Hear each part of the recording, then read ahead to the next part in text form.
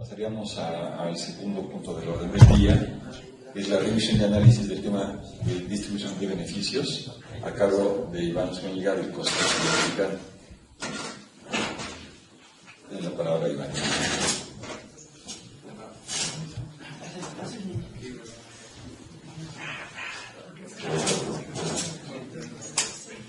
¿Quieres PowerPoint? ¿O no? Bueno, como ustedes saben, el Consejo desde hace 3 años y medio participa en la discusión de la Estrategia Nacional Red y hemos ido en todo este tiempo como afinando algunas recomendaciones, hemos tenido discusiones aquí y demás. Y en este caso, dado que ya la red está casi como en su etapa final de definición y redacción, ya nada más tenemos algunas recomendaciones que identificamos, son 4 en realidad, que ponemos sobre la mesa, que creo que ya están más o menos estas 4 consideradas en la estrategia y quizás nada más con pequeños cambios ya quedarían en la redacción, ¿no? Entonces, son recomendaciones no solo sobre la distribución de beneficios, también sobre la anidación de red que repercuten en la distribución.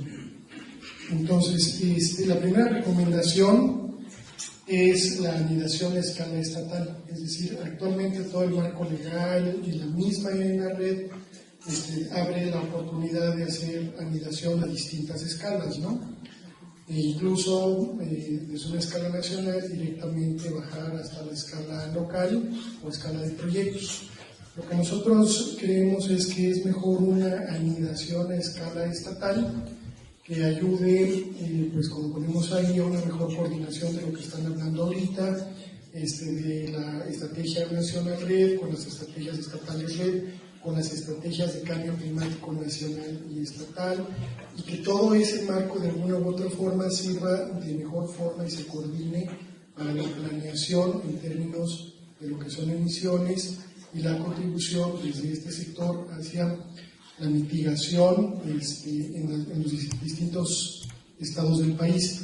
Además, creemos que la anidación a escala estatal facilita los compromisos políticos y la planeación, es decir, en lugar de ir por proyectos donde iríamos como muy a escala local, si metemos una escala de anidación estatal, que ya después de la cual podemos bajar a lo local, creemos que se facilita la planeación, los acuerdos políticos, la alineación de las políticas y también la participación de los actores locales ya en la definición de esta política red, ¿no?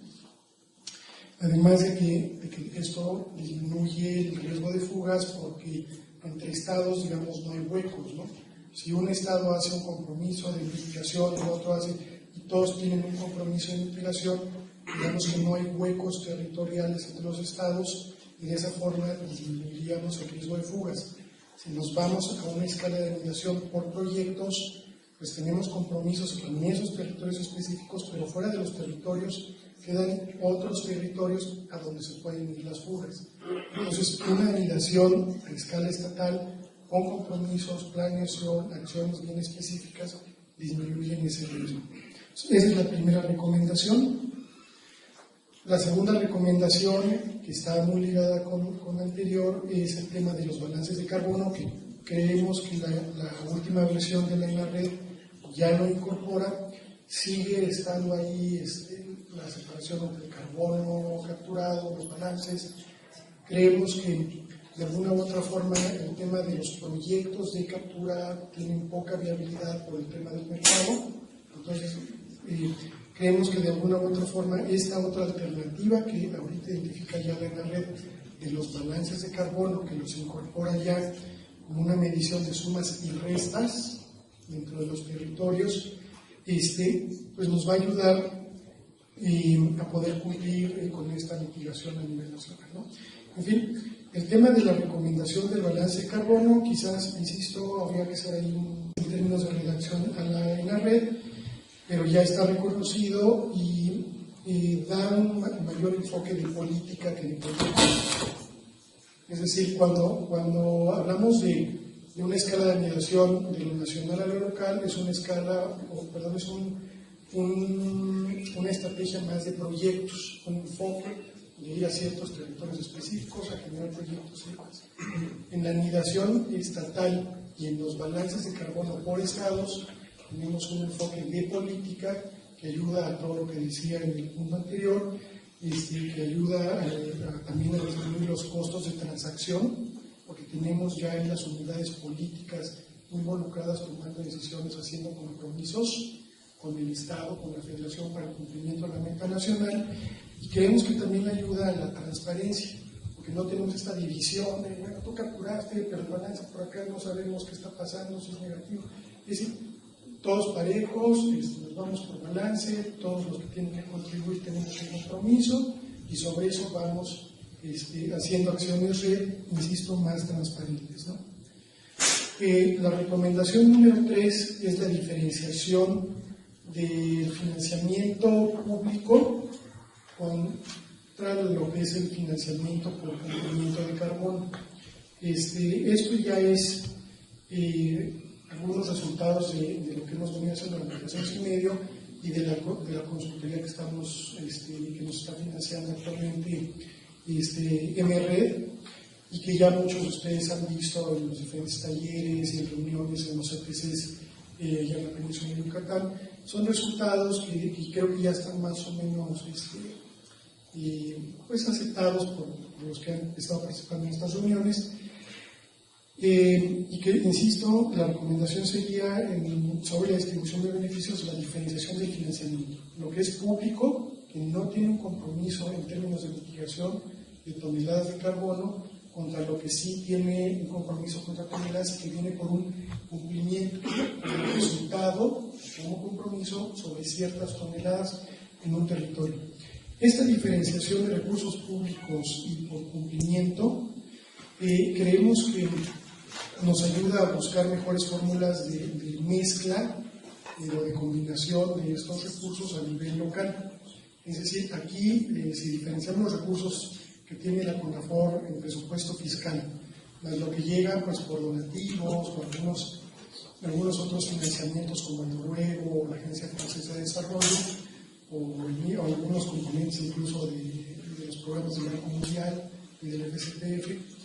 Si eso, digamos, se invierte con una lógica, con una estrategia red y tiene ciertos resultados, los recursos que llegan, que ya podemos llamar beneficios por el cumplimiento de ese carbono, entonces los podemos utilizar para seguir o en el tiempo las estrategias o darle adicionalidad y generar, digamos, como mejores experiencias que puedan seguir mitigando en el tiempo el carbono.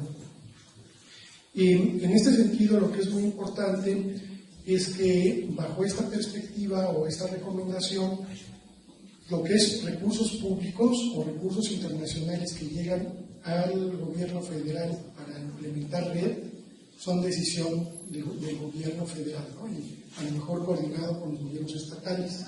Y estos dos niveles de gobierno deciden pues, su aplicación, los resultados, los compromisos sobre la aplicación de estos recursos.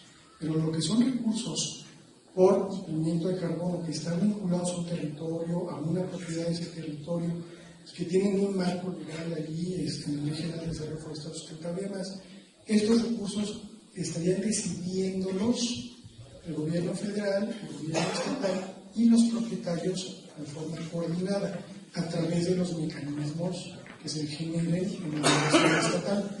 De esa forma creemos que se respeta perfectamente la propiedad de carbono, la propiedad o los derechos que se tienen sobre ese cumplimiento de carbono, pero no se van, digamos, ni los actores solos a decidir qué hacer con esos recursos, ni los gobiernos, digamos, tampoco solos a decidir, y se genera un mecanismo, ¿sí se escucha? Se genera un mecanismo, insisto, coordinador de decisión sobre esos recursos por cumplimiento. Y lo que esperaríamos es que esa aplicación entonces no fuese individualizada, es decir, no se le paga a cada uno de los propietarios una especie de pautas ambientales, que es lo que siempre hemos dicho en el CTC, sino que se pagan o se generan inversiones más bien insisto, para continuar con la mitigación, las acciones red, y que son territoriales con los ejidos, las comunidades, grupos organizados dentro de esos territorios, ¿no? Esa es la recomendación 3. La recomendación 4 es ya la aplicación de esos recursos a nivel campo. Es decir, creemos que los recursos de cumplimiento de red, no los públicos.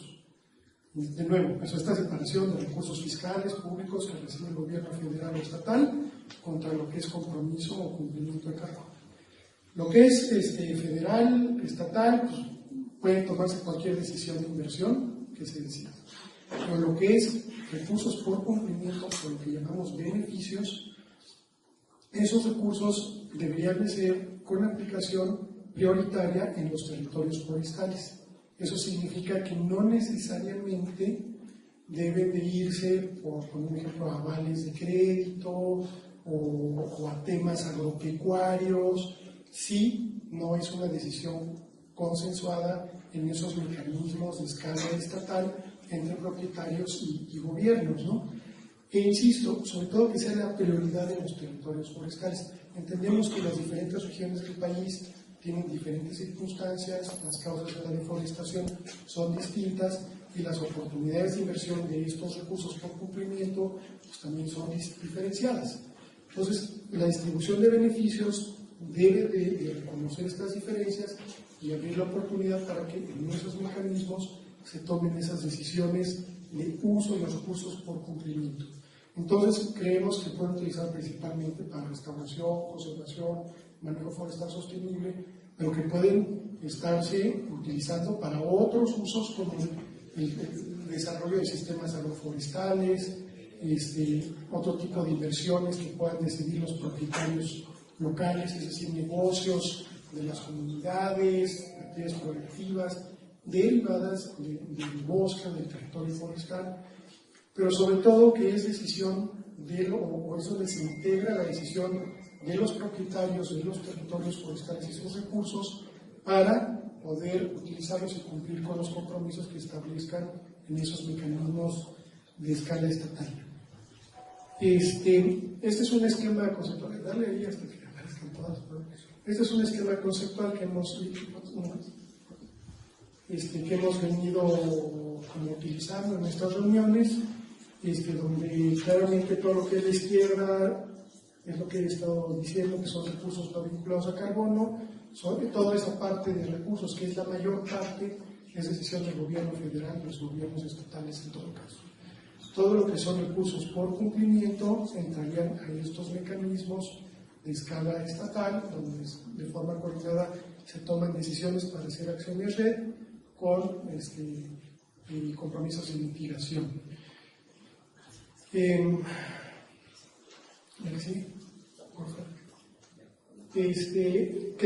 Sería algo así más o menos, ¿no? Como lo vemos gráficamente. Hay decisiones que yo creo que van más allá incluso de la propia CONAFOR y de la red para ver si esta estructura es la que se queda al final.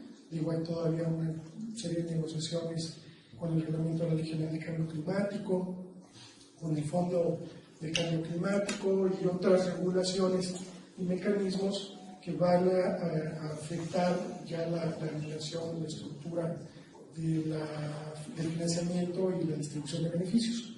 Pero creemos que todo se dirige más o menos hacia esta estructura y que pues ahí es donde está la oportunidad de tener una buena anidación, mejores oportunidades de mitigación, respeto a los derechos y la propiedad del carbono y una generación de gobernanza o fortalecimiento de gobernanza a escalas estatales, regionales. Entonces, digamos que los recursos que pudiesen entrar por mitigación probablemente entrarían en el Fondo para Cambio Climático. Quizás, eso no lo sabemos todavía, es algo que está demasiado abierto, incierto. El Fondo de Cambio Climático bajarían hacia los estados para cumplir con esas estrategias estatales de red. De ahí se dirigirían a escala ya local o regional, donde están realmente las acciones o proyectos red, Y ahí es donde se tomarían estas decisiones de forma coordinada entre los actores gubernamentales y los propietarios, ¿no?, para hacer las inversiones. Esas es básicamente las recomendaciones y lo que creo que en algunos cambios de redacción pequeños en la red puede ya quedar como listo o como marco para la mediación y la distribución de beneficios. Y quisiera nada más terminar con lo que hemos venido repitiendo en estas reuniones. Nosotros hicimos una estimación del potencial de recepción de recursos a nivel nacional por red. Todos lo que tenemos, que son cifras muy variables y gruesas, nos dice que no andaremos más allá, si bien va, de 300, 400 millones de pesos anuales para hacer acciones red. Esto es a escala nacional. Eso, si lo comparamos contra el presupuesto nada más fiscal de la CONAFOR, que son 4.500 millones de pesos anuales, pues nos da ya un 10%, ¿no?, más o menos comparativamente. Y todo esto nos dice que entonces realmente esta política está más en el uso y el uso coordinado y bien puesto en las regiones de los recursos públicos, y que los recursos que puedan llegar por mitigación, que son estos 300 millones de pesos anuales potenciales, son los que tienen que dinamizar el cambio, digamos, de usos o aprovechamientos en los terrenos forestales. Eso es más o menos lo que hacen estas recomendaciones. Oye, Iván, ¿podrías explicar un poco ese cuadro en términos del flujo de los recursos económicos? Lo que aquí estás planteando es que los fondos que vengan de fuera no serían canalizados únicamente al Fondo Climático, al Fondo Federal, para que ellos mismos desde la Federación lo bajen a las regiones, sino lo que estás planteando en esa imagen es que ese fondo deberá de trasladarlo obligatoriamente a fondos estatales o regionales, para que ellos sean a su vez quienes lo bajen a las regiones forestales. ¿Así estoy entendiendo bien? De nuevo, no sabemos, o sea, en principio la Ley General de Cambio Climático y las reglas de operación del Fondo de Cambio Climático, nosotros como lo leemos, es que efectivamente hay un mandato de ley o algo reconocido en la ley de que estos recursos por mitigación tendrían que caer en el Fondo de Cambio Climático. Eso es lo que entendemos nosotros hasta hoy. Y que el Fondo de Cambio Climático recibirá propuestas o proyectos de los diferentes actores, incluidos gobiernos estatales, por ejemplo, o actores locales, que pueden ser financiados con los recursos que vienen por mitigación. Entonces, más que por obligación del Fondo de Cambio Climático tener que darlo a los estatales, hasta ahorita como interpretamos la ley y su indefinición, es que abre la oportunidad de que a nivel estatal se generen mecanismos que reciban o generen esos proyectos hacia el Fondo de Cambio Climático para recibir los recursos. Es distinto. No existe la obligación, entendemos nosotros ahorita, de bajarlo a escala estatal, pero están los PEACs y van a estar las estrategias estatales de red y demás. Entonces creemos que estos mecanismos de aniquilación a nivel estatal pueden generar los proyectos o los compromisos muy bien planteados. De nuevo, compromiso de tantas toneladas sobre la línea base que se realizarán en tales regiones dentro del Estado, que implican tales acciones, que cuestan tanto, que involucran a tantos propietarios, ejidos y comunidades, tanto tiempo. Eso es lo que se podría estar presentando desde el mecanismo anidado estatal hacia el Fondo de Cambio Climático para que el fondo mande los recursos. Y de ahí, pues ya a escala estatal, local, pues van efectivamente haciendo las inversiones. Eso es lo que nosotros visualizamos, ¿no? Eso es lo que nosotros visualizamos, pero de nuevo, o sea, todavía está abierto el tema legal que ni siquiera es competencia de la Comisión Nacional Forestal o solo de la Semarnat. Aquí importante va a ser establecer claramente qué es lo que se quiere promover. Y lo que decía Iván, aquí lo importante es que el recurso por resultado de beneficios llegue a aquellos que hacen los esfuerzos y no se quede en una cadena de evaporación continua, ¿no? Sino que aquellos que realizan las actividades, que realizan los esfuerzos, puedan recibir los recursos por pago por resultados para continuar con sus acciones. Lo que sí va a ser muy importante es que, como es un sistema anidado y jurisdiccional, los reportes, se presenta un proyecto y las mediciones, líneas, base, etcétera, son a nivel de jurisdicción Estado. Y tenemos que ver los mecanismos para incentivar en los estados que trabajen una política de desarrollo rural baja en carbono. Y ya en los lugares donde se tienen los esfuerzos dentro del Estado, ahí es donde se canalizan los recursos de distribución de beneficios por el esfuerzo, ¿no? O sea, ya que se tengan identificadas las áreas, y para esto se tiene que presentar un proyecto. O sea, no puedes, los beneficios dan porque hay un proyecto, un planteamiento, que para de tal fecha se van a reducir tantas emisiones y es en base a eso que se entrega. Pero el Estado, a la hora de contabilizar, cuando se dé la distribución de beneficios, es jurisdiccional. Y lo que se reporta es todo el Estado. Y si el Estado nada más desarrolla acciones en ese lugarcito, porque dice, aquí lo vamos a meter, pero el resto del Estado no lo hace, pues el balance va a ser negativo y nadie va a tener beneficio.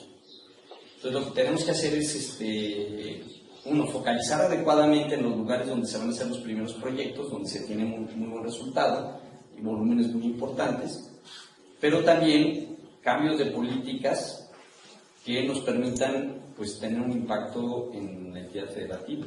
Eso va a ser muy importante. Y yo creo que este es un tema que deberá subirse en su momento a la CONAGO, porque son cambios paradigmáticos del desarrollo rural, porque es un desarrollo rural bajo carbono, y el Estado es el que tiene que tener un balance adecuado en toda la entidad federativa. Y eso entonces sí nos pasa a reflexiones de cómo se aplican los recursos públicos y qué incentivos se dan a qué estados que hacen esfuerzos. Entonces es toda una discusión. Ahorita estamos en una etapa de preparación, realmente, pero son temas que van a tener que irse trabajando en el proceso de implementación, creo. Que ahorita, hay tanta incertidumbre, más bien hay tan pocas definiciones en el marco internacional que no puedes afinarlo, ¿no? Todavía. Pero creo que el reto a futuro, es lo que quiere hacer el país. O sea, los recursos financieros externos nos van a ayudar un poquito. Pero la transformación real de la realidad de las emisiones son de nosotros, ¿no? Es como queremos impulsar el desarrollo, ¿no? Y detener la deforestación en el país. Y nadie nos lo va a pagar en la magnitud de la inversión que se necesita. Entonces no podemos partir. Ese dinero que se puede captar ayuda a hacer transformaciones, a tener un extra para poder hacer cosas, pero la verdadera transformación va a ser, y es por lo que estamos trabajando con los estados para el Carbon Fund, que es lo que estamos planteando, son transformaciones completas en el estado. Y cualquiera de los fondos de preparación que se van a hacer ya por pago por resultados, tendrán que tener esa connotación. Pero bueno, yo no les quiero felicitar aquí a ya estamos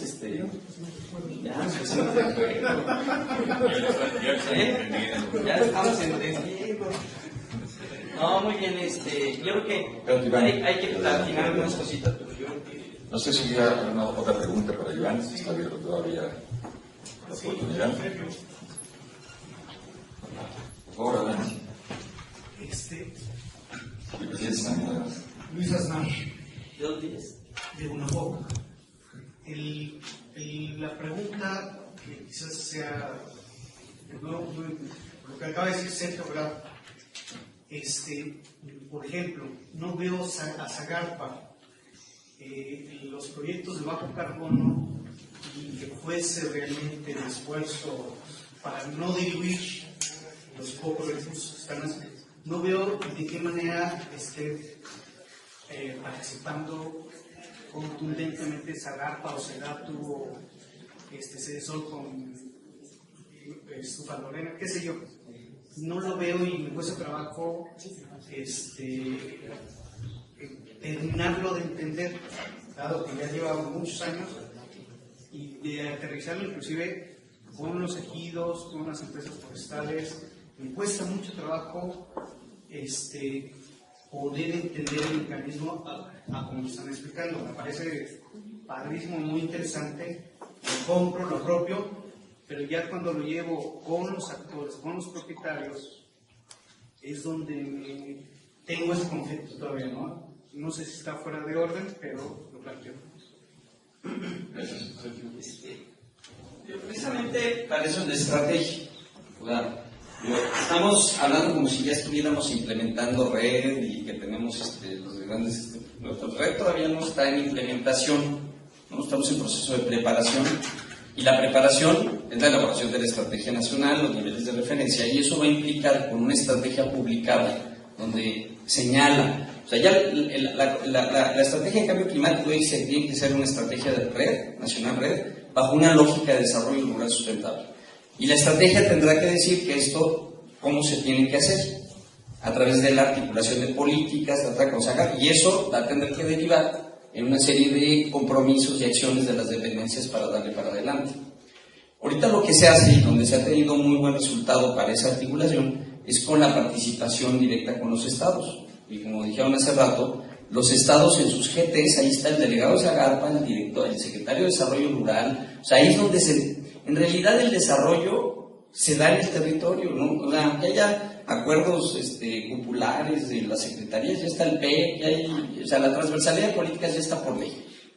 O sea, pero nuestro reto es cómo sucede y qué arreglos institucionales vamos creando en los estados para que esto suceda. Y un gran logro, y que no van a dejar mentir, pero es la creación de los GTs red de los estados. Ahí están los de desarrollo rural, con medio ambiente, con todo el mundo, y ya hay una participación de las secretarías de desarrollo rural, lo que decían en Yucatán. El secretario de desarrollo rural dijo, yo le entro, esto me gusta, ¿no? Vamos a coordinarlos, le metemos dinero para que se desarrolle. Entonces, es ahí donde realmente va a suceder, y el marco institucional que le va a facilitar a los estados armar este andamiaje, pues va a ser la publicación de la estrategia nacional. Y obviamente con esta lógica y este principio fundamental, que es que los beneficiarios, o sea que los derechosos de los beneficios derivados de las acciones para disminuir las emisiones por deforestación y degradación, tendrán que ser aquellos pobladores, dueños, indígenas, campesinos, que viven en las zonas donde se realizan los esfuerzos. Y esas declaratorias son declaratorias muy importantes, ¿no? Que deberán estar claramente establecidas en la estrategia.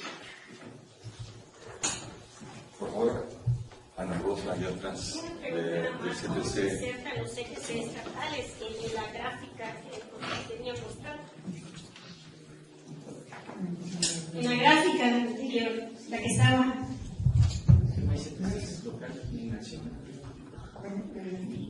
Nosotros vemos al CTC participando en el mecanismo estatal. Es decir, ese mecanismo de financiamiento, ¿no? Como de caja fuerte, como dice Adriana, donde o caja registradora donde entra el dinero y sale dinero para las inversiones, y eso, pero tiene toda su parte de coordinación, de política, de compromisos, de acciones. Ahí es donde entrarían, donde dice mecanismos con participación del gobierno federal, estatal y actores regionales. Ahí es donde se inserta a nuestra lógica de los CTCs, los GTs y toda esta estructura, ¿no? ¿Y cuál es la función que tendrían los CTC estatales? Pues yo como los veo, y eso ya creo que sale un poco de lo que estaba yo aquí presentando, es pues como órganos de discusión y de toma de compromisos y consulta, ¿no? Participación de los distintos actores. Bueno, muchas gracias, Iván.